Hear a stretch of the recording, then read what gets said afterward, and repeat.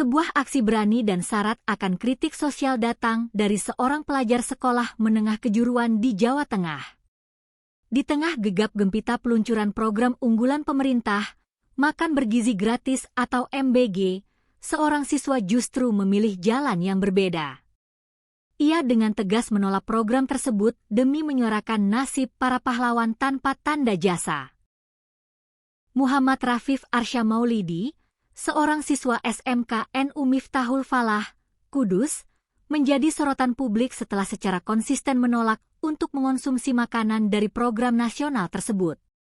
Langkah ini bukanlah tanpa alasan. Rafif sebelumnya sempat viral setelah mengirimkan surat terbuka yang ditujukan langsung kepada Presiden Prabowo Subianto. Dalam suratnya, Rafif menyatakan penolakan pribadi terhadap program MBG bagi dirinya sendiri.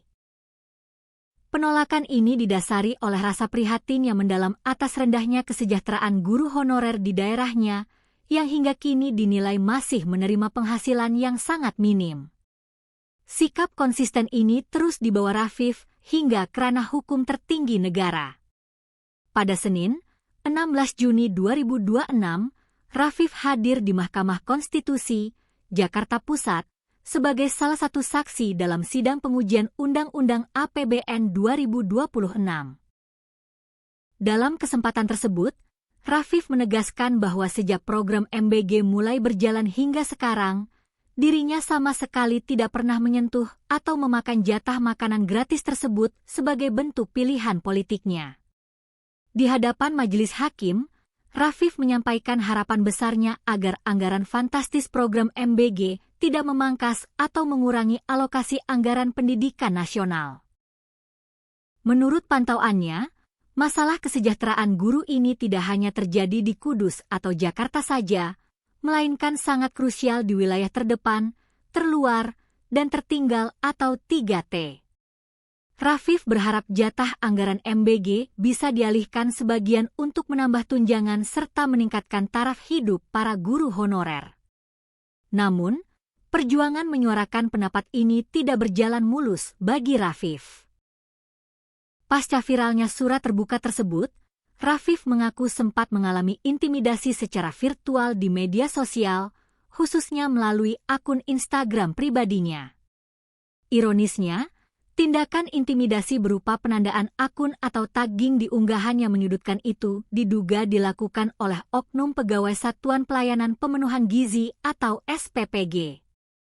Beruntung, keberanian Rafif mendapat perhatian dari pemerintah pusat. Wakil Menteri Hak Asasi Manusia, Mugianto Sipin, turun tangan untuk memberikan perlindungan langsung kepada Rafif atas ancaman digital yang diterimanya. Meski sempat mendapat tekanan, Rafif mengaku tidak ambil pusing.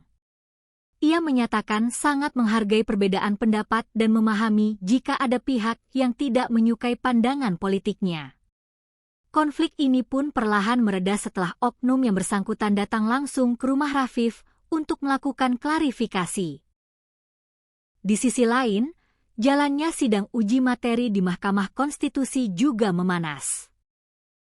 Pemerintah melalui Direktur Jenderal Anggaran Kementerian Keuangan, Luki Alfirman, secara resmi meminta MK untuk menolak seluruh gugatan terkait penganggaran program MBG dalam APBN 2026. Pemerintah berargumen bahwa program makan bergizi gratis bukanlah sekadar bantuan sosial biasa, melainkan bagian dari kebijakan pendidikan nasional. Pemenuhan gizi dinilai sebagai prasyarat fundamental demi mengoptimalkan proses belajar dan perkembangan kecerdasan siswa, serta diklaim tidak melanggar ketentuan alokasi anggaran pendidikan sebesar 20% dari APBN. Dua sudut pandang ini kini saling berhadapan di meja hijau Mahkamah Konstitusi.